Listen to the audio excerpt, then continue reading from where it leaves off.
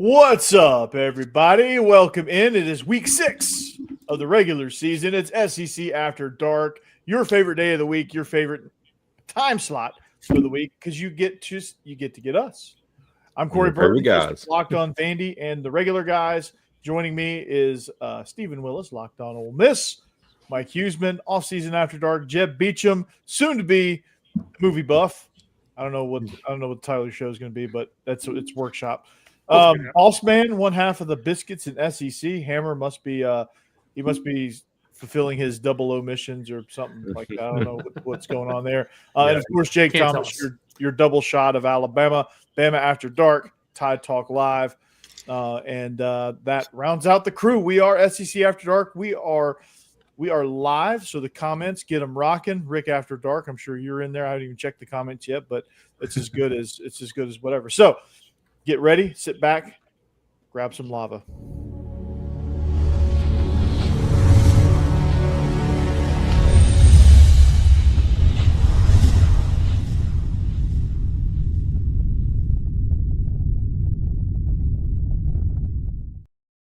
See, there's a little horizon back there, just like explodes into, and the little horizon comes, and just the lava just spills over. I'm waiting on Anakin Skywalker to become Darth Vader in front of my eyes. Oh, that's a good point.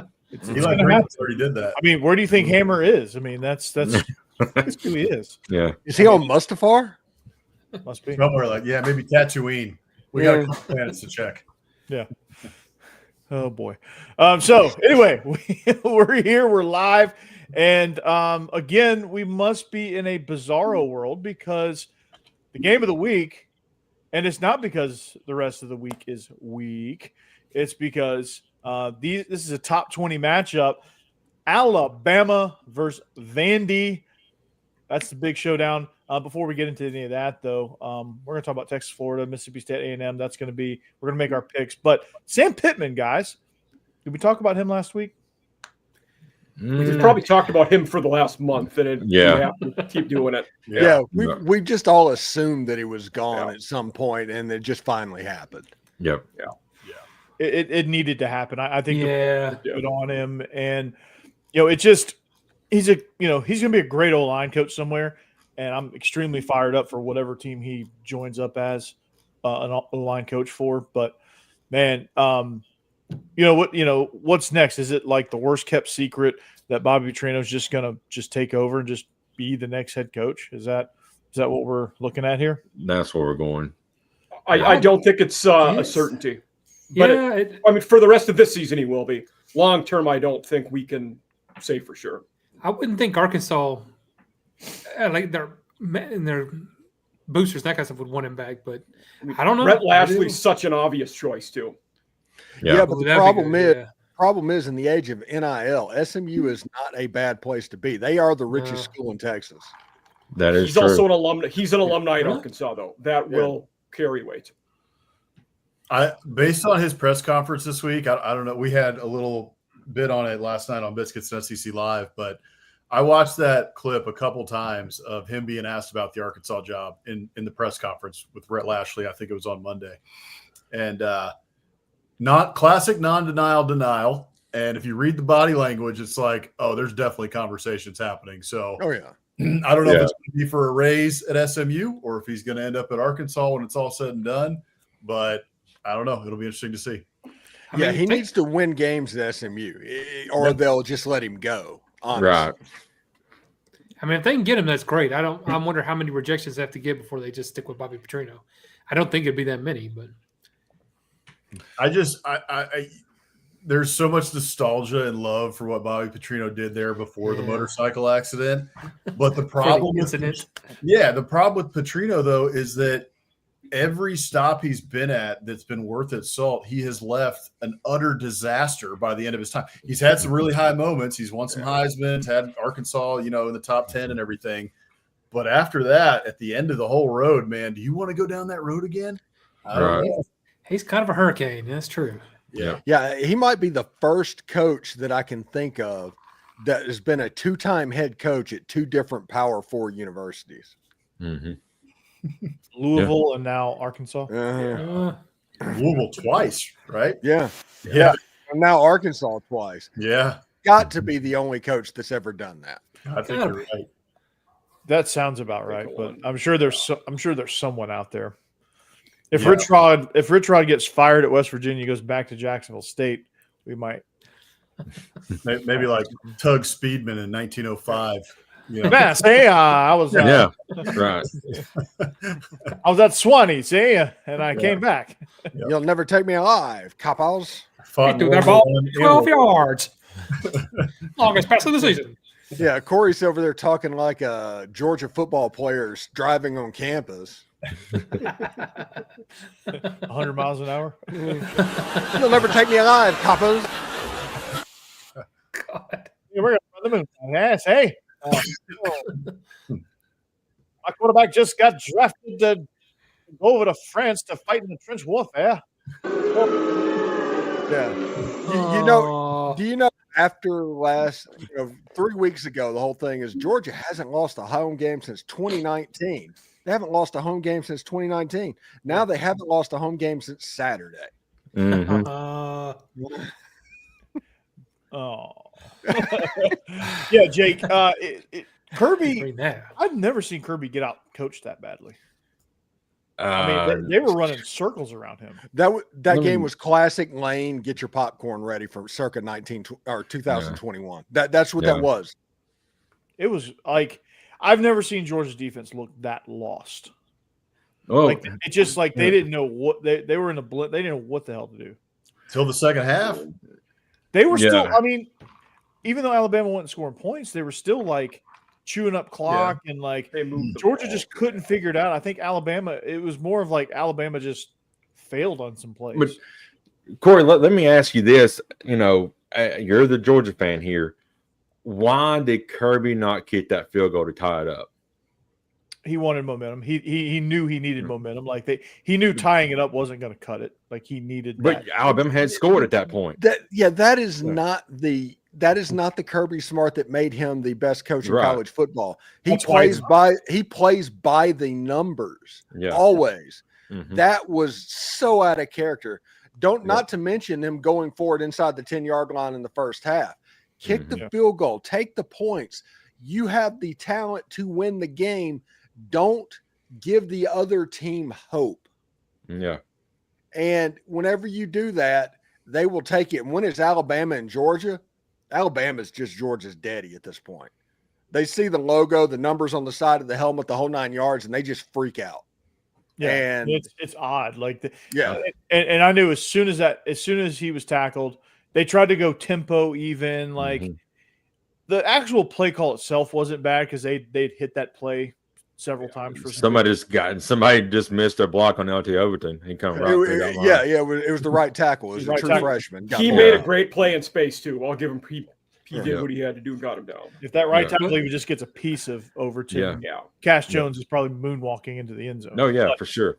So I don't hate the call. I just think I don't know. Like that's a tough situation because I think you have to tie it up there and then just play your odds from there. And you've been You're the playing home decent team. defense, and you're the Yeah, home. you're the home team. Yeah. you've been playing Honestly, Corey, I defense. can almost see what happened and what he had seen it already this season. I He could see panicked. He panicked. Tennessee did the opposite of that. We had in your game and in the game against Georgia, we ended up getting late in the game, 2 touchdowns in a row, and then strip sacked your quarterback and got the ball back and had all this momentum on our side. And instead of trying to capitalize on that, we ran the ball 3 times and kicked a long field goal and just killed that momentum and in the end lost the game. So maybe he didn't want to do that. He wanted to keep that momentum going. I can almost understand that. He felt like he needed that jolt, and he didn't Yeah. actually need that jolt. Like I think they had plenty of juice at that point because they had just missed a deep shot. Dude just dropped it. I mean, he was going to score. Yep. Wide I'm open. gonna tell you something right now. He freaked out. He actually just freaked out. Yeah. There's no other way to explain it. If that Kirby Smart and that Georgia goes to Jordan Hare Stadium in 2 weeks, they're going to get beat. Oh yeah, totally. Yeah. And then they I got Ole wanna- Miss looming. But I Are don't you think sure? I don't know. I just watched Auburn last week, and they're pretty damn bad. I'll tell you that. Oh, you are not as familiar with the Hugh Freeze experience as I am. Fair. Kirby Yeah. owns them. Remember, the same coach that back-to-back beat Alabama also lost to Memphis. Yeah, that's true. That's true. That's true. Plus, hey, I'll say too. I know that rivalry, and it gets squirrely. It gets weird, especially in Jordan Hare. So At night, oh my at God, night, never say never. It's Cam Newton. Cam Newton night or day or whatever the hell they're calling it. But the one thing about Boss Man about your game though, Auburn in the fourth quarter had 1 total yard in the entire fourth quarter, which is amazing. That is awful. And it was from the 2-yard line, which A&M gave them on a touchdown. That they, the whole thing was ridiculous. That the play that they got the interception on, it was a bad snap, then a bad throw, tip ball, interception, return to the 2, and they get the 1 yard of the fourth quarter comes on Jackson Arnold's rollout for a touchdown. Like, that was ridiculous. That whole game was just. It was very frustrating to watch as an A&M fan because of all the flags. We should have beaten them 30-3. Yes, maybe more. Mm-hmm. That should have been a blowout for sure. It should have been an absolute blowout, and you're sitting there on the couch like, what in the hell is going on? Like it was like LSU Florida, where the winning team should have won by way more. We're watching like, why is this game still close? Right. And I tell you, if Auburn could figure out their offense, their defense is really good. They could be a dangerous team. Yeah, but they can't figure out their offense. Steve, there's a word for this. There's a title for this, really, not just the huge experience. And I'm trying to figure out who calls the play on third down and who calls the plays on second down, who calls the plays on first down. I mean, did he fire the first down coordinator? And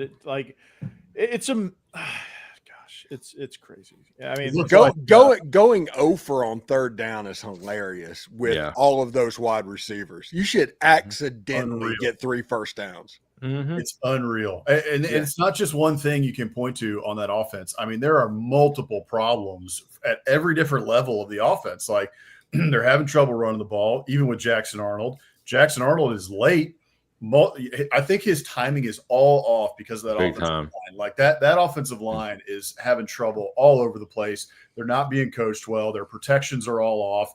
And then once Jackson Arnold does have a little bit of time, he feels like he's either sped up or he's late.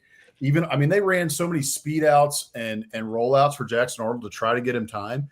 And even when he had those, he was late. He's, not reading. He's reading too late. It's a mess. Yeah. It's an absolute mess. It's an utter disaster. So, and A&M should have won by way more. I agree with that totally. But watching that game as a fan was very frustrating because, of course, I wanted Auburn to lose, but I was like, "Come on, A&M, get another touchdown. It won't be a 6-point game with them getting the ball back." And I was like, "Good gosh!" They had them. They just kept getting called back with flags. They had the dagger with Mario Craver in the end zone, and you got our Reed Adams, a senior offensive line who should not be making that mistake. 6 yards over the line, and so you got a legal man downfield. You call it back. Like they just kept shooting themselves in the foot. 13 or 14 penalties. Something like that. It was 13 for over 100 yards. How do you? I don't know. You shouldn't win ball games. 13 penalties over 100 yards, but Auburn is pretty dadgum bad. And if A&M does that again, if they do that, against Mississippi State this weekend, they'll lose. So they got to clean those penalties up real fast. I don't know. Lucky for you, Mississippi State also commits a lot of penalties. True. That's one of those few games. We had 14, by the way. Oh, wow. Vandy commits a lot of penalties, believe it or not. That's their Yeah, I think we set a program record for penalties in the first half. Congratulations. And still dominated that game. If it wasn't for those penalties and turnovers, Ole Miss would have beaten LSU by 4 touchdowns. Oh, yeah. LSU's struggling too. With the obvious of Garrett Nussmeier, like that quote, he's hurt, but he's not hurt, but he if you he's get on 100%, it won't hurt miss work. It felt like a Aflac ad. Yeah, you want a hot take on Garrett Nussmeier? I'll give you a hot take. Garrett, nothing's wrong with Garrett Nussmeier. The same Garrett Nussmeier is playing quarterback now that played quarterback last season. The difference was when he got pressure one time last season against Florida, he was horrible. He was not very good. Now with the offensive line that LSU has, he's getting that pressure each and every week. So what you're seeing is just Garrett Nussmeier without those 2 NFL offensive tackles. Yeah. That's a fair point. That is a fair point. And with BK dancing around all of that by sounding like Yogi Berra in an Aflac ad, it only adds fuel to that fire. You know, if you get hurt and miss work, it won't hurt to miss work. Yeah. And they give you cash, which is just as good as money. He's handling that terribly. I mean, look, at the end of the day, if he's really not hurt, and this is all just, you know, rumors that are trickling up from Tiger droppings, you just don't even address it. If you get asked by some reporter about it, it's like, we don't address rumors here. There is nothing. There's no injury. He is fine, and he just needs to play better, and our whole offense needs to play better. But instead, now we've gone from here, oh, no, he's not hurt, to, well, maybe, and now, oh, he is hurt, and Nussmeier's after the game saying I'm not hurt. It's like, what are we talking about here? The bleak has been a range of either off the bone, like on the floor over there on the other side of the room, like a slight tear. Maybe he just like got, you know, the same injury that I get when I, you know, wake up too fast, or, you know, that kind of thing. Like it's just a wide ranging thing. And it's like, is his knee hurt? Is it not hurt? Like, what's going on here? Like, is he actually being held together by duct tape and bubble gum? Hey. Is he completely fine and we're just trying to cover up him playing terribly? Like the speculation is, it's just getting louder and louder and louder, and Brian Kelly's doing nothing.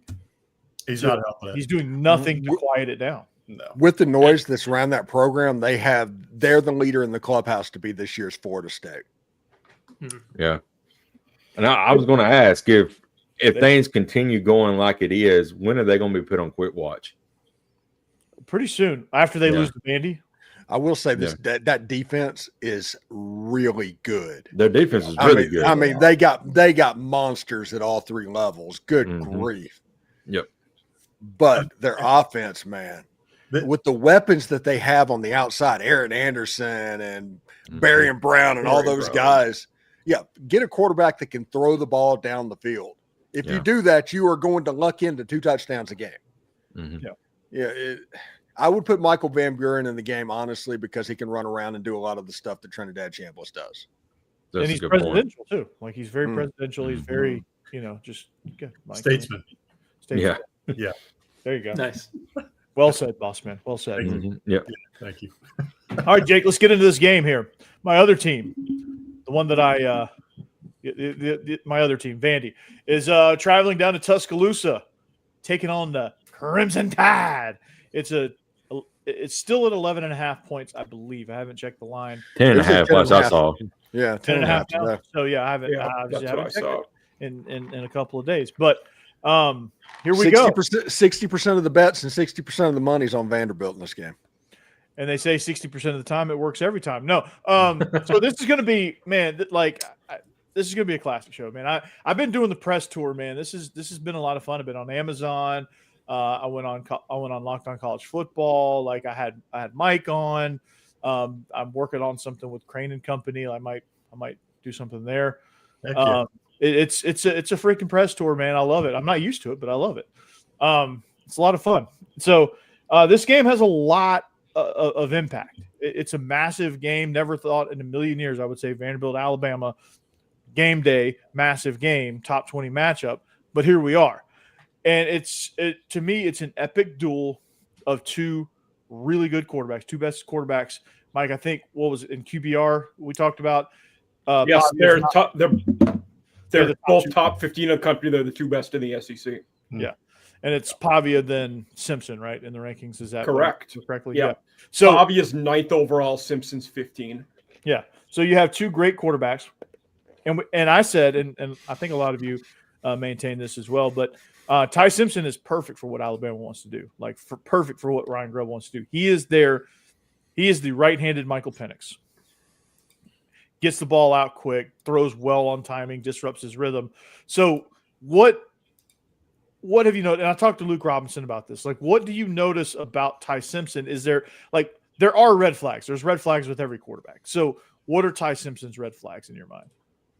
If he gets pressured, then, you know, he kind of gets panicked and leaves the pocket. One thing we saw in the Florida State game was he didn't run for that first down. He tried to throw the ball, And that Georgia game, he got pressured, got out of the pocket, and he actually ran for a first down. So I guess you can kind of take that red flag away. But, overall, the biggest key for me for Ty Simpson is he has not turned the ball over. He's been very sure-handled and sure-handed this year. And, Jalen Milroe, the last season, I think he had 2 or 3 picks before even coming to the Vandy game. So he was kind of erratic all over the place. So he was a terrible fit for that offense. Yeah, right. So, this is it's the same Alabama team, but it's kind of a different team as well because just what Ty Simpson can bring to the table. Steve, how do you you get a quarterback that's that good, that elite at timing and rhythm? How do you get a guy like that off rhythm? Because throwing bodies at him may not necessarily work. There's got to be other ways. How do you do that? I think you need to make him one-dimensional, which everybody always jokes about the Alabama running game and the lack of doing that. And Alabama basically has been one-dimensional. But I think if you can make them one-dimensional and predictable, then the pressure starts to kind of get on your shoulders because Alabama thought they were going to beat Georgia. They did. So the pressure wasn't there because everybody else thought that Georgia was going to rise up. This was finally their year. Alabama got to go to Athens as an underdog, essentially. This Vandy game reminds me a little bit of the Florida State scenario. First of all, you're playing the team after Georgia, which there's always a toll that is paid when you play Georgia the week after. Second of all, Alabama did not stop the run very well against Georgia. They didn't. They are ranked 90th in the country at stopping the run. Yeah. And the team in the SEC that is the best at scheming up the run game and keeping it on schedule to where it's 2nd and 6, 3rd and 2, and they can just do that and hold the ball for 37 minutes is Vanderbilt. I think this is a resistible force versus the movable object, essentially, with the Vandy Alabama game, because the strength of one side is the weakness of the other. Whoever can take advantage of that. And I think right now I'm leaning towards picking Vanderbilt in this game because of Vandy's ability and Jerry Kill's ability to scheme up the run game, and Diego Pavia bringing freaking Johnny Manziel to the game. That's just a fun Tuscaloosa curse. It would be interesting to see what would happen if Vandy won this game, because this would be the second loss for Alabama with some big games on their schedule. Absolutely. And one of the things I noticed, Boss Man, I'll come to you on this one, or Jake, whichever one of you want to jump in. But what I noticed about this, noticed about this Alabama team is what they were able to do psychologically to Georgia. And when I studied that, I kind of took that approach, obviously rooting for Georgia, but took that approach of, okay, let's see what Alabama's doing to Georgia. Like, why is Georgia in such a blender? And I think is defensively, it's because Alabama decided, hey, we're gonna bend on the run game. Like we're not gonna put much eggs in the run game because we're not good at that anyway. We're just gonna kind of make them beat us in the run game. And Georgia just wasn't good enough to take full advantage of that. And I think Georgia panicked a little bit. I think Vanderbilt can do something similar to Alabama, where they're so overwhelming in the run game that Alabama kind of panics on defense. And that's kind of where I see this thing headed. Go ahead, boss. Yeah. Go ahead, Steven. What were you going to say? Oh, it's just Vandy is in a unique position to play dirty. Teams, if it's not pretty, they panic. In modern college football, they panic if it's not pretty. Georgia panicked because they weren't prepared to win an ugly game. The way that Georgia was going to beat Alabama on Saturday was LSU and Alabama circa 2011, to where it just turns into a slugfest, a rock fight. Georgia runs the ball, holds on to it for 35 minutes, puts pressure on Alabama. That was the path to win the game. They weren't patient enough to let it happen. They weren't smart enough to just take the points. If they would have done that, they would have won the game. That's why Kirk Ferentz has won 200 games in 20 years, because he does that all the time. Yeah. He wins with ugly offense, punting. Yeah. Defense. Yeah. Mm-hmm. But that was the way for Georgia to win that game. Most of the time, Georgia can out-talent the team that's on the other side of the line of scrimmage from them. They can't do that with Alabama.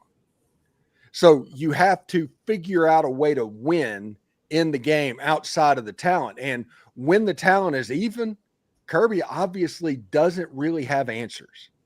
No, he doesn't. His only answer is just, hey, we have better players than you. We will beat you that way. If he doesn't, he's not going to win the game. I wonder if that's generalizable over the long term, or if it's just this year he thinks that about his own team. No, I've noticed in games. Go for it, Corey.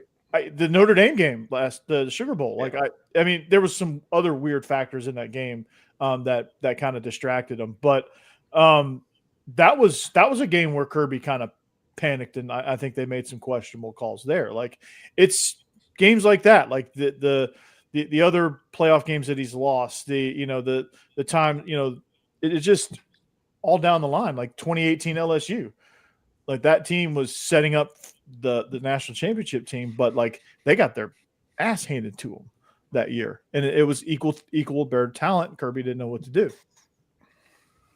It's a trend. Yeah. It's also a small sample of losses too, so there are many losses. He's been more talented than most of the teams he's played. Yeah, go ahead, boss man. Well, back to this game. I'm thinking. I mean, first of all, Alabama's not overlooking Vandy this year. Obviously, no, not at all. Not at all. That factor is out, right? Like they're seeing what Vanderbilt has done. They got the loss against them last year, and a historic loss. So they're coming off a big win, and I'm with you, Steve. I think that there is definitely a Georgia price to pay. Like there's a couple teams like that in the SEC where you play them that week, and the next week, win or lose, you have a price to pay in terms of your physical health going into the next one. So that plays to Vandy's advantage here. However, this is the best defense so far that Vandy is going to have played. Alabama looks a little bit, down in terms of their numbers because they played some pretty good teams here.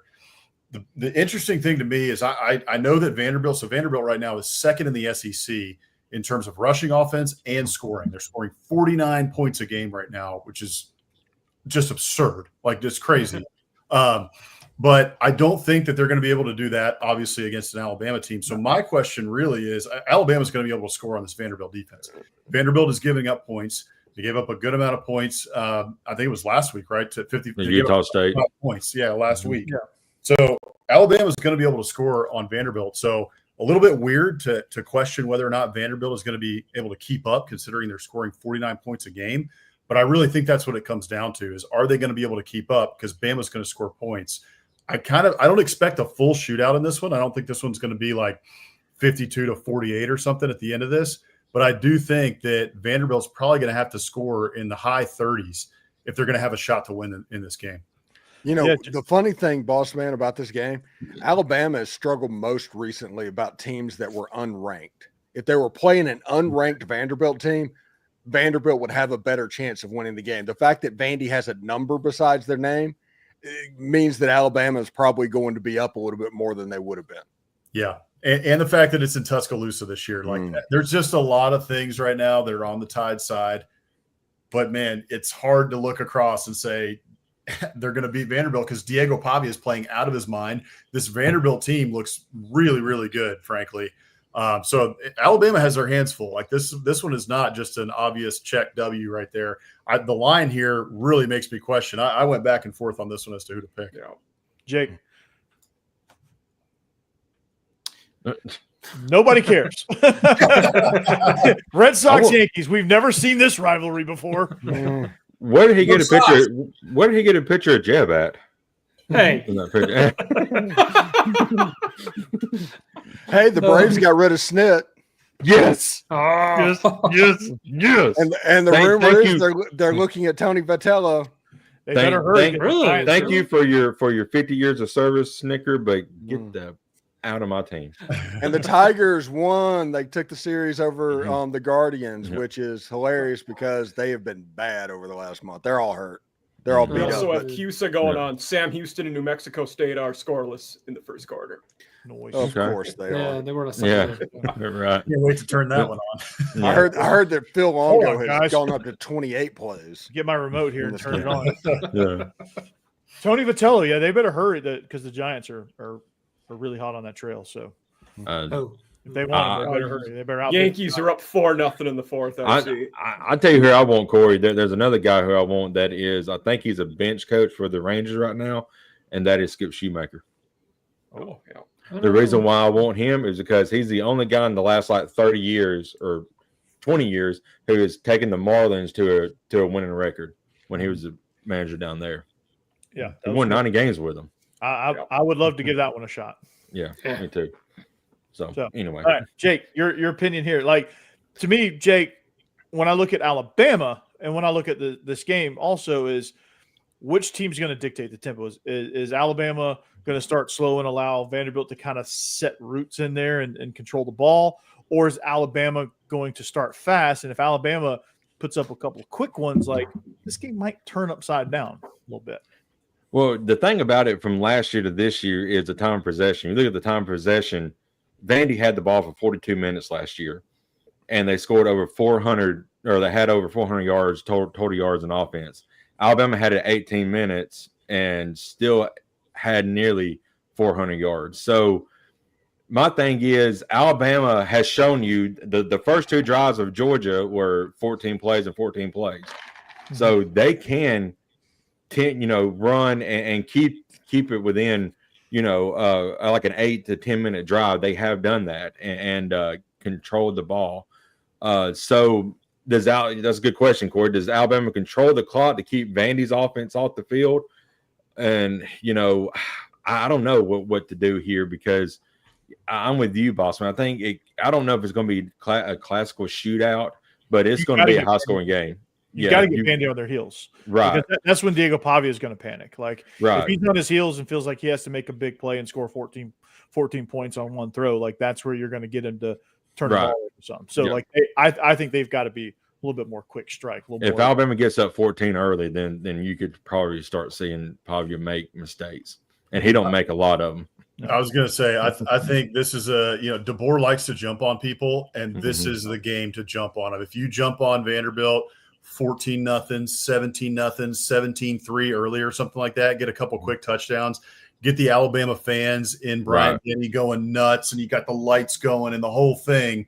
If you got all that going on, and you have Vanderbilt on their heels, and like you said, Corey, Diego Pavia feels like he's got to really make some big plays and, play hero ball, that's when you could see him make some mistakes, and that's when Alabama can really, put the foot on your neck. On the flip side of that is a one-score game in the fourth quarter. That could be advantage Vandy. Totally. Yeah, very well could. Definitely. And also if on the flip side of what you were saying, boss man, if Vandy gets out to an early lead and quiets that crowd, it could be a totally different ball game. Very much on the rumble down there. Like that's not a crowd that you want quiet because they're not like we're gonna lose this game. They're already planning on who's gonna get there first with the yard signs and the bricks. Like that's what they're thinking. Let's go to round. And Vandy's used to playing in quiet, so that's their element. They play 12 road games a year, so there you go. You merely adopted the quiet. I was born in it. Molded by it. Main reference, check. Let me tell y'all some of that score right there. Matt Jones has found his team. He is doing great at the 49ers right now. Quarterback controversy. Brock Purdy, Mac Jones. Yeah. Not a controversy. Bill Belichick. About Tom Brady. Kyle Shanahan has a decision to make. Yeah, we'll see. I don't think it will keep it. 49ers after dark. Here we go. Yeah. I will say this. The Rams have the most junior college looking uniforms in the NFL. Yeah, they do. They need to go back to the 90s ones that they wore when they went to the Super Bowl with Goff. Those were great. Like the yellow, the blue, the white, just the regular Rams, the classic, sometimes they go with the white and the navies. Those were great. Show on turf or whatever. I didn't like those. But the blue, the dark blue and yellow, just stick with that. Yeah. So let's make some picks, okay? Jake, you and I will go last on this one. Steve? I think Alabama had trouble stopping the run against Georgia. If Georgia would have been patient with it, they could have won the game running the football against Alabama. Vandy will stick with it. And it's weird to say this, but Vandy likes to physically just demoralize you running the football. And if they have the ability to do that, they are going to win this game. Now, they're 10-point underdogs, and winning in Tuscaloosa is always hard. I get all of that. I just think that Diego Pavia, for whatever reason, has some sort of black magic curse against the state of Alabama. And I think they're going to make plays. They're going to stay on schedule. They're going to keep the ball. They're going to frustrate Alabama offensively. They'll stop the run. Ty Simpson's he'll get confused from time to time because Clark Lee is really good at figuring out how to confuse quarterbacks from time to time. Yeah, I think it's going to be the Commodores in this game. Mike? I think Vanderbilt covers in this one. I do not think they win. This Alabama team is super polarizing defensively. Second in pass D, 90th in run D. They're 99th in third down D, and Steve had mentioned before, Vandy's great at staying on target. If they can get manageable third downs, they'll move the ball and control some of the clock. But I think this Bama team has figured it out after week one. I think they're going to have a chip on their shoulder in this game. And like Jake had mentioned, they're not turning the ball over. So I think Bama gets a W, but I can't understand why the spread is as big as it is. It makes no sense to me. To me, this should be like a 7.5-point game, 6.5, somewhere in that range, not double digits in a hook. So I got to take Vandy with those points. And if Vanderbilt wins this game, we've got to start talking about Atlanta in their future potentially, because look at the rest of their schedule. It is not out of the realm of possibility, but they got to get past this one first, obviously. I think it would be hilarious if Ole Miss played Vanderbilt in Atlanta. They'd stop having that game altogether. They would. They really would. Jeff? Looking at schedules, realistic shot Mizzou makes it too, by the way. Mm-hmm. Yeah. Oh, yeah. In the last 31 games, Ole Miss and Mizzou are 26-5 over the last 31 games. And we talked about Bama being 90th in run D. Good luck next week when you go to Mizzou and play Ahmad Hardy. You'll have to stop him. Yeah. And their backup's good too. Really. That game scares me more than this game, honestly. Me too. Yeah. Diego, did you hear that? No, we heard him. We've been hearing him talk all week about taking the crowd out. Stingray. But I'm last night. Spread though. That's it. Yeah. Oh, Stingray on our show last night. He called his shot. He said Mizzou's beating Alabama next week. It's a trap game for sure. It is. 11 o'clock kickoff. Nobody ever gets up for 11 o'clock kickoff. Yeah. Ole Miss is getting Georgia in between Auburn and Florida. Oh. That may not be as much of a trap game as you think, as Auburn sucks. Yeah, go play them at nighttime in Jordan-Hare Stadium and walk out. I'm telling you, I'm serious. I've done it plenty of times. I feel you. We've also right now. I am all Auburn in that game, and I have no respect for what Hugh Freeze has. I just think that is a game that is just they have sold their soul to win this game. And Kirby hates Hugh Freeze with a passion, so he's going to make sure he is up for that game. So that's the dueling voodoo here. All right, Jeff. That's next week. Yeah. Mm-hmm. You want me to pick now? Yeah. Sorry. Okay, we tried it for a while. So, no, I'm just kidding. I saw a post earlier today that made me laugh. It was like this game is either going to be Diego Pavia's swan song into like the history books, or Bama's going to win by 70. That's the way it seems to be shaping up, and I kind of feel like it's going to be more on the Bama side, but I just can't pick against Vandy right now. I love them. I'm rooting for them, and I'm a Tennessee fan. I know it's crazy. I hope they lose by at least 50 when they play Tennessee, but this game, I'm rooting for them. So get this guy off his meds, man. I'm just going to say with the spread coming at pitchforks and torches. I know. They're riding they're riding right outside your window. That's why I had to wear all my Tennessee gear, so you understand. I'm still a Tennessee fan. This is just a temporary thing. Have you ever heard of a new game called Tar and Feather? That's where you're fishing the head. Tar and Feather. That's why I'm hiding in Florida, man. They're not gonna find me down here. All right, big Vandy boss man. But yes, I'm taking Vandy to cover though. I really am. I think Bama wins the game though. All right, boss man. This spread is just too much for me. 13.5. I mean, I've seen Vanderbilt over the last 4 weeks. I picked them to go 4-8, and they've already hit their 4 here on the season. So I think they're easily going to go over that. Diego Pavia just wrong every single week, and their rushing offense is really dang good. Alabama's rushing defense not very good, and I think they're going to be able to control the ball. I think they're going to be able to get play action going a little bit with Diego Pavia. This kid's just nails right now. So I'm picking Alabama to win. I think the fact that it's in Tuscaloosa, I think, and Alabama's not going to be overlooking them, like I said earlier. So I'm going to take Alabama to win, but I think Vandy covers the spread. I think it's a game all the way late into the fourth quarter. All right. Jake, I called my shot in every media appearance that I've had. I've called my shot.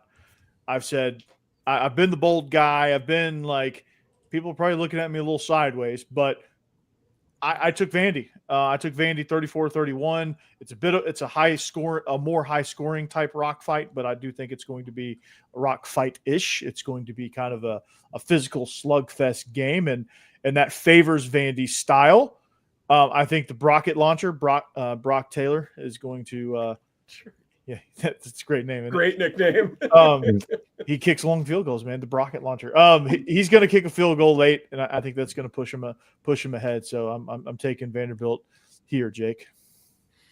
Well, being a homer here, but I'm picking Alabama to win and cover. But it's going to be a physical game, and it's really hard for me to say it's going to be a physical game with Vandy on the opposite end because we're not used to that.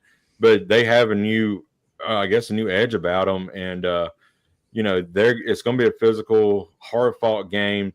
I do think there is an X factor that Vandy has not seen yet. Last year, Bray Hubbard did not play in this game because Keon Sabb was still playing. You really can't match somebody's physicality like Bray Hubbard's until you play against that guy. And he's our best hitter. He's like a missile when coming after a ball carrier. He knows where the ball's at. So I think he's going to be an X factor. And just like in the Georgia game, I think he either has a forced fumble or causes a interception, which kind of helps seal the deal for an Alabama win here. So real quick before we move on to the next game, Alabama has a very aggressive defense, like super hyper aggressive. Yeah, stupid aggressive. Yeah, there's no better coach in the Southeastern Conference than Jerry Kill of taking that aggression and using it against you. Exactly. So expect like Eli Stowers and those guys to make plays. There's going to be reverses, screens. You will see them get creative and empty the clip in this game. But like I said, in Tuscaloosa, it's hard to beat Alabama. It is very difficult, and I understand that. However, I think this team, like this particular team, there's just something about them. But anyway. Hey, what about this? I mean, Alabama has this up their sleeve too. He's been insufferable at practice. I want them to line him up in the backfield and just let him run through the middle. I mean, you talk about opening up a run game. Yeah, there you go. Speaking of Hugh Freeze, he did that with Robert Kimdichie and got him concussed against That's true. When they lost that game. So that's true. Yeah. Don't do that. Don't do that, girl. They might go from 108th to 40th in one game with him. Anyway. He's a freaking unit, man. All right, Texas, Florida. This is a weird one here because Florida is very weird. Defense is not the problem, has never been the problem in Florida this year. I think the offense, it's bad. Arch Manning, bad. It's bad, right? So this is kind of like the who's going to finally like sort of figure it out bowl with the quarterbacks. And you have two great defenses going at it. So, like, this could be the Mississippi State-Auburn 3-2 game where someone hits a two-run single in the in the 7th inning to push this one ahead. So like, I really honestly don't know what to expect from this game, but since it's at the Swamp, like you have to think that that's going to factor in somehow with the humidity and just the I don't know, just it's going to be just something weird for Arch Manning to look at. Like it's just another like way to scramble him a little bit, and I think it's going to be again I think Florida's defense can win this game for them.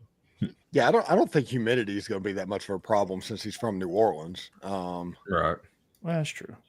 Yeah, I do think it's going to be what is it? Quintavious Wisner is going to play in this game. Jaden Baugh is one of my favorite running backs in the entire Southeastern Conference. Whenever Billy Napier decides he wants to use Jaden Baugh, Ford is an infinitely better team, but they have it in their head that they need DJ Lagway to throw for 300 yards and 4 touchdowns to be a good team, as opposed to being what they are instead of being what they want to be. And I like Ford in this game because I do think it's going to be extremely low scoring, and there's, you get more than a touchdown of points in this game. I genuinely am taking Ford as at least cover this line because I don't think many points are going to be scored and you get more than a touchdown. I don't know what to think about this game. I just feel like Texas is too talented to be this bad at offense. They've got to figure it out eventually. Everybody still seems to assume they're going to figure it out eventually.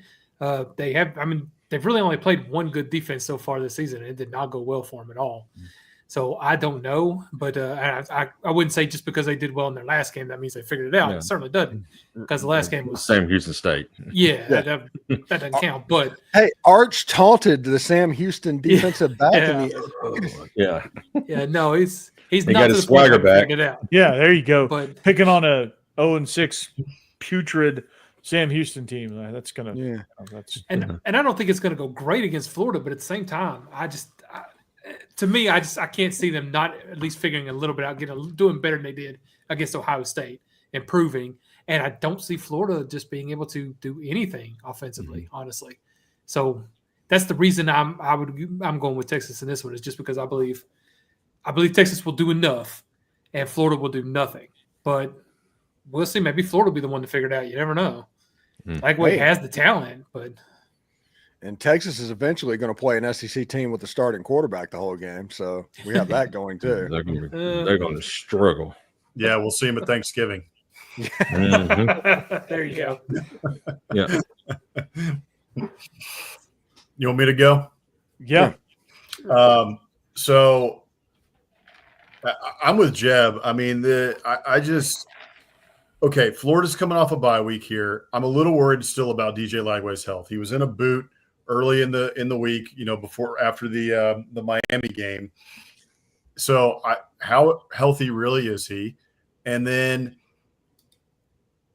they've done nothing. I mean, nothing on offense all season so far. Now, Texas, their defense is the best in the SEC. 7.8 points a game is what these guys are giving up. Now, I know it's been against some bad teams, but in the first game, now Julian Sayin from Ohio State has played pretty well since that first game against Texas.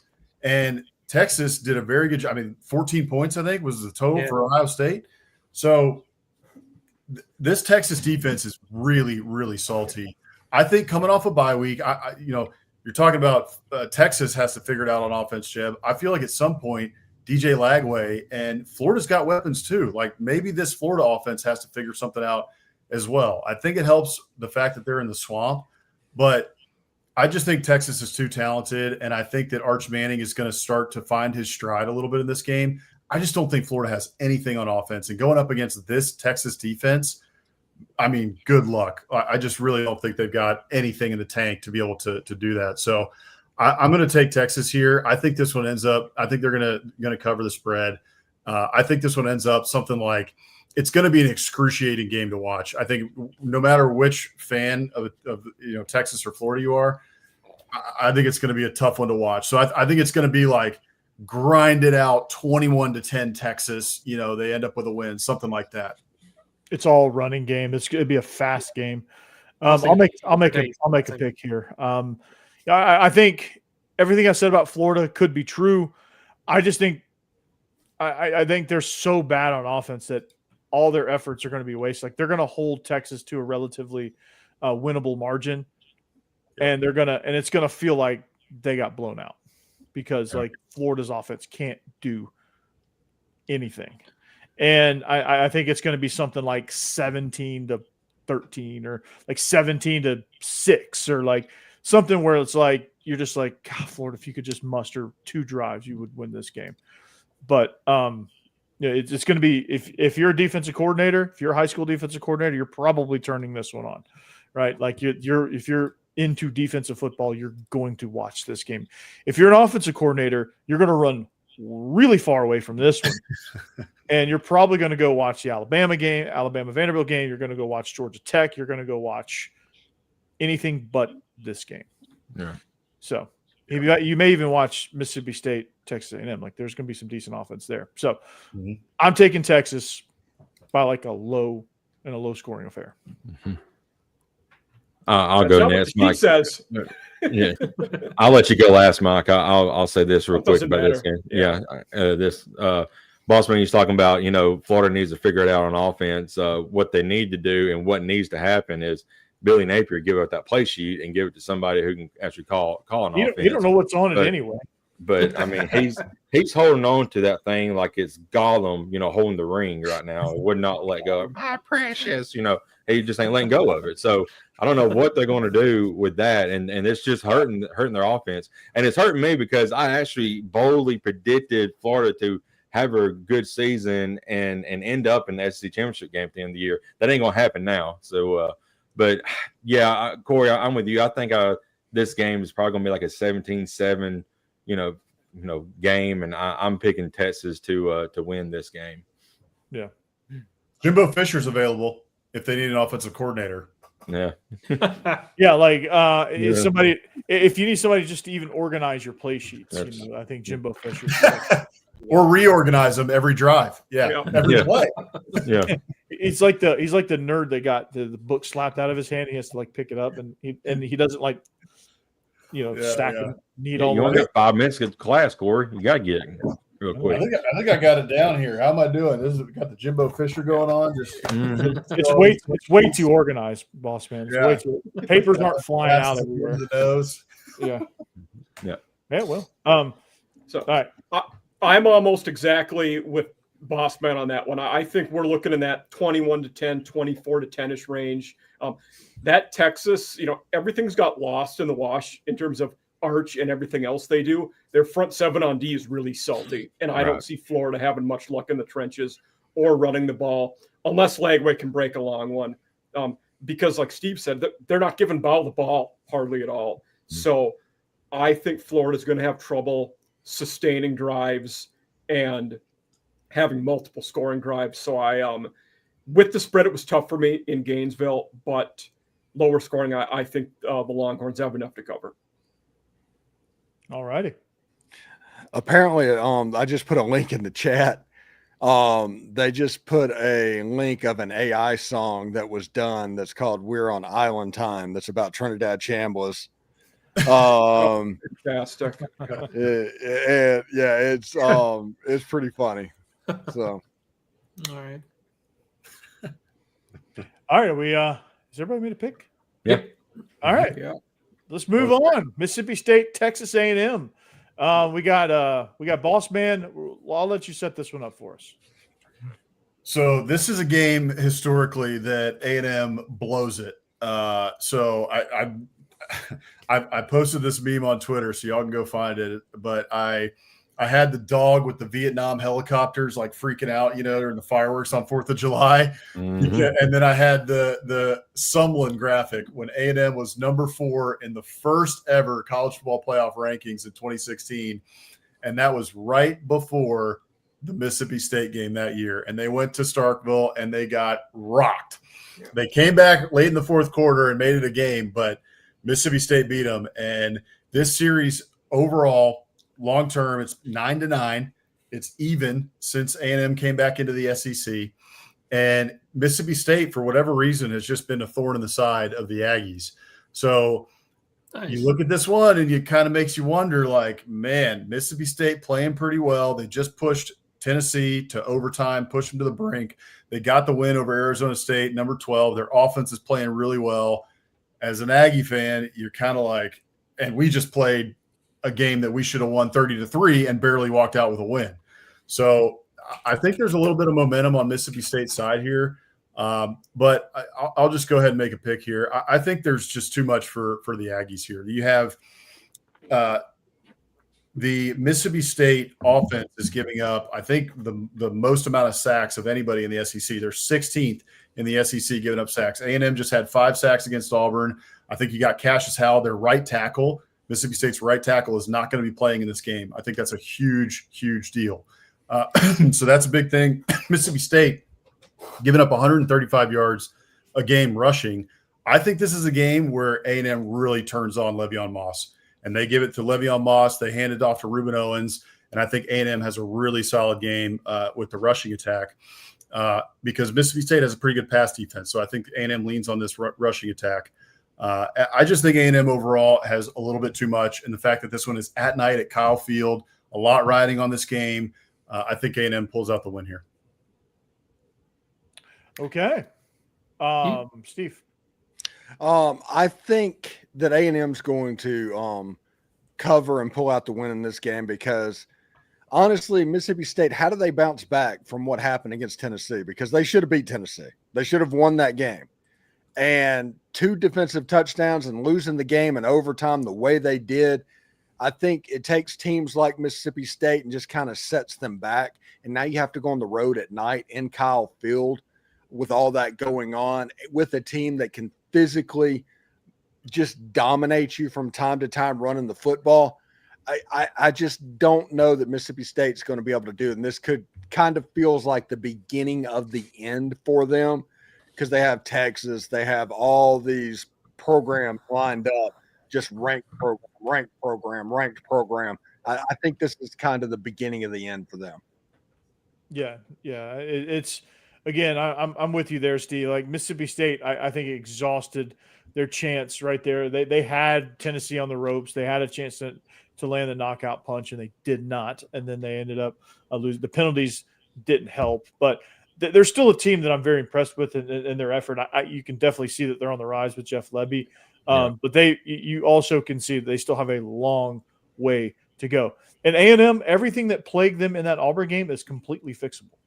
And if they fix it, they're going to start blowing teams out because they are legit. And I think you're going to see that a team that, boss man, you're used to seeing them blow this game, but like we finally got a real adult as the head coach for the first time in a long time with Mike Elko. I think those days are kind of over for you guys. And I think this will be the first step in gaining your trust in that regard. Clean up the penalties, work out some of the kinks with the offensive execution. Defense has been stellar. So just those things are extremely fixable. And for that reason, I like Texas A&M to win and to cover against Mississippi State. Mississippi State's going white, maroon in the Texas A&M game. Nice. By the way, Corey, to that point, just quickly here, I think you're right about Elko because the mentality you can see is really changing. The culture of this team is changing. Last week against Auburn, that is a game that A&M blows. In the last decade, that game with everything that happened, they should win. They beat them in yards, all this stuff, but all the penalties and everything, they give up a late score. Those are games in the past that A&M blows, and they didn't blow it last week. So I think that you're seeing, they're taking steps in the right direction where it's a different mentality with this team, and they won't do things like that again. They believe in Elko. Yeah. Elko's great, dude. They believe in him full-heartedly. It feels like he's there to stay. Like he wants to be there. He loves being there. And he enjoys this team. He enjoys this atmosphere. And it's a great fit. I agree. They blew that game last year, at Auburn. They did. Too, so that's a good point. So I'll go. all right. For me, I think I'm the only one of us who is on Mississippi State to cover. I think they do it. For me, their pass defense is pretty good. they're scoring points on everybody. I mean, Tennessee was the blueprint. They're going to score enough to stay in dogfights in a lot of these games. And to go off of what Boss Man said, Mississippi State's run D is bad, but A&M, they have good running backs. They have maybe the best O-line in the country. They haven't run the ball well yet so far. We have yet to see it. They're 62nd in the country at running. If they prove me wrong and run the ball, if they prove me wrong and run the ball well, A&M will cover this one. I'm betting on State to keep it close enough and cover a massive spread. Yeah, and as much as we talk about Elko, you have to be impressed with the turnaround Jeff Leppe's done with this team 100%. Mississippi State. Yeah, because they were bad last year, and this year already hit their over on Wednesday. I mean, we thought they might get 4 all year. They're already up 4. Right. Yeah, no, they're so much better this year than they were last year. It's ridiculous. Yeah, you can just see Ole Miss going to the Egg Bowl the day after Thanksgiving at 9-2 to play that game. You can just see it in the sky. Yeah, and it scares the hell out of you. Which it's not a position you want to be in. So. Oh man, yeah. But I do agree. I think Texas A&M will find a way to run the ball, and I think they'll do what Tennessee couldn't really do. It hurt them against Georgia because lost them the game, and hurt a lot in this Mississippi State game. Is Tennessee's really good at scoring fast, but we don't know how to eat clock. We don't know how to take just control of a game. Offensively, and I think Texas A&M will be much better at that and be able to really slow down Mississippi State, and that's why I think Texas A&M covers. But State is playing really well right now. I can't deny that. Yep. Yeah. I actually went back and forth on this one for a time, but overall I picked A&M. But if you look at last year's game, as bad as Mississippi State was, it was still a 10-point game, and it just seemed like Texas A&M never had full control of that game, even last year. But now they're at home and under the lights. It's going to be crazy. Kyle Field is going to be amped up, and I just think Texas A&M does enough to win this game and cover here. I think Mac Jones just broke his leg. Oh, lovely. Oh, really? Oh, man. So now they're on their third quarterback. Jesus. Josh Dobbs, Wow. right? Something. It might be his knee brace. It just looked like his leg was like bent weird. Yeah. I mean, it could be. He has massive knee braces, so that's Yeah, he does. Yep. All right, has everybody made a pick on this one? Everybody made a pick. So, right? I believe so. I believe so. Mhm. Sometimes I get lost in the minutia. And anyway, all right. Oklahoma, Kent State. I think Becky's the only one. Or Boss Manning and Mike. Why don't y'all pick Kent State spread? I mean, it's a huge spread, but it's Way too big a spread. We're starting a QB that for hasn't Michael started a Hawkins, game all year. A week before Red River. Nothing about Oklahoma is going to want to show anything or win by margin here. Kent State had won a game and run the ball and win. Yeah. Academy would be. we could all They might play. Corey. We all 6 could play against Kent State and with just us 6 and still win that ball. I mean, they're terrible. They are really bad, but Oklahoma has to want to score that many points. That's Exactly. a good point. That's a massive I should spread. definitely score that many. Corey, Steve, you picked Oklahoma though, so you think they're going to do it? Oh yeah, I like Michael Hawkins. I Okay. genuinely, I think he's going to be a good fit under Ben Arbuckle. I'm curious. I want to see what it looks like because he's a good player. Yeah. They can like in this particular game, they can sneeze and put up a 50 burger on Kent State. Like I think Kent State, unless Julian Edelman found another year or found another game of eligibility, I don't know if that would even help. coming back, him and James Harrison, if they come back, maybe, but otherwise. This might be the quickest second half we see all year because it is going to be run, punt, and we're going to get out of Dodge, I think. Pretty much. Okay. Well, I mean, even then, I don't think Kent State can even stop them doing that. Like, I really don't. What's the prime time? I don't think they do stop them, but with the spread this big, the clock is your friend, and I think that plays into it as we get along. Miami, Florida State, the prime. I think I'm the most confident about my Kent State pick of any picks this week. And if you're not sure about picking against the spread, look at Becky's score against us. Right. Yeah, that is a good yeah. point. Look, I have The way to do it. been breaking my rule for multiple weeks, and it's screwed me multiple weeks. Never pick against the massive spread. So this week, I'm going back to my rule. I'm picking Kent State. I think they cover that 45.5. Yeah. I'm with Boss Man there. I think they cover. All right, Mike. Why Kentucky? Yeah, that's a crazy one. Yeah. Spread? That is yes, it is absolutely the spread. Kirby is very bad in big spread games. He's in Georgia, and not only big spread games. Going back to Georgia Tech last year, their last 8 games, Georgia's 0-8 against the spread. Oh wow. So I was out on relative to Georgia standards. I was lower on him in the summer, and I still am. I don't think this is a playoff team. They're elite at run stopping. Their run D is awesome. They're pretty ho-humming about everything else right now. The talent is there, but I think it's another one where they dominate the line, they run the ball, and they win 31-14, something like that, which doesn't cover. I think Kentucky's on quit watch. I think they're really close to doing what Arkansas did against Notre Dame. I think they're on quit watch. That's the only reason I'm breaking my rule of picking against Georgia with a big spread, because Kentucky is on quit watch. Well, going to Mike's point is the next week you got a big game at Jordan Hare, so they may overlook Kentucky since they're down. They just lost. They don't overlook people. Was last year the 13-12 game, or was that the year before? Last year was 13-12, but that was their first. That was the week before the Ole Miss loss to Kentucky. That's right. Yeah. That's really what my coach is going to be: is how does Georgia respond after what just happened? Do they come out and get angry and beat the crap out of Kentucky, or I'm trying to remember who Georgia played right after they played Alabama last year? Yeah, but then to Jake's point, they got to go to Auburn, and then they've got Ole Miss as their next 2 games. Oh, they beat Auburn at home. Is what happened, Corey. Yeah, that's right. Yeah, they beat, and that was even kind of a weird game. But I'm wondering if they just don't go all out against Kentucky because they know they've got such big games later, or do they just get angry and take out frustration? That's frustration, and Kentucky's bad enough to where you can do that. Mm-hmm. This is probably a topic for next week, depending on what happens in this game. But Mark Stoops' buyout is like $38 million. So I don't think Kentucky's getting rid of him, even if they win. Yeah, I don't think they can. Yeah, they're hoping Kirk Ferentz retires.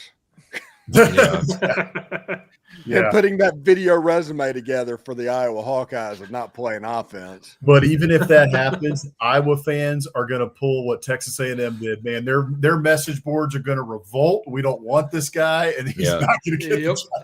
Have you seen how bad his punter's been? Yeah. This guy can't punt. There's no punting allowed in Kentucky. I can't even think the Iowa Hawkeyes fit as Chris Kleiman if they're going to hire somebody novel. Yeah. Yeah. Iowa runs 75 plays a game and 49 of them is punts. So, why are they in punt formation on second down? Hey, the best offense is is a good defense. So they get a big gain and immediately punt it. Yeah, we're done. I will give Iowa credit. They were the one that fooled us for the first time on Nico Iamaleava against Tennessee. Yeah. Had 5 touchdowns in that game. Look, I can't talk too much crap. Iowa's been to the playoff, and Texas A&M has not. Well, that's so weird to hear, but yeah, ridiculous. Yeah. When did Iowa go to the playoff? God, didn't they? No, they lost to Michigan State in the Big Ten title game and didn't. That's right. That's right. They didn't go. Walker, it was Ken Walker was there, and Mel Tucker. It was like 20-14 or something. I mean, it was a close game, I think. But yeah. Is that when they could throw the forward pass at Iowa? They had to throw the forward pass to win that game, and they couldn't do it. Right. There's a documentary series called Rights of Autumn. It's narrated by Burt Reynolds and all of this. And there's a scene in there where they're talking about Newt Rockne getting with the quarterback at Notre Dame to learn how to throw the forward pass, to hit the ball, to catch the ball on the dead run. They basically brought that into football. Iowa will be there in like 3 years. Yes. Yeah. Iowa's putting it. They're installing it now. Well, I guess a true one then is Michigan State has been to the playoff. and Texas A&M Yeah. does. They just checked out Walter Camp's How to Throw a Spiral book. All right. All right. 2 minutes, guys. 2 minutes. Here we go. All right. We are SEC After Dark. Thanks for joining us on this wonderful adventure here, as it always is. Stephen Willis, Locked On Ole Miss. I think you're up to 17,000 subscribers. I'm getting close to 16,000. Please subscribe, though. Yeah. Yeah. All right. But the most watched Ole Miss podcast. We'll have Chris Beard on the show tomorrow. So tune in That's for that. awesome. Oh, Chris Beard. It's turning into a basketball show, guys. Steve is no longer going to talk football at all. It's all that's what I'm going to do. That's the great business model, right? No, Yeah. That time So, of yeah, year shift. It's like, by what a is this? freaking country Kentucky? mile. Yeah. By a freaking country mile. I think it's literally by 1 million views. You're the most watched. Yeah, over 1 million. Yeah. Yeah.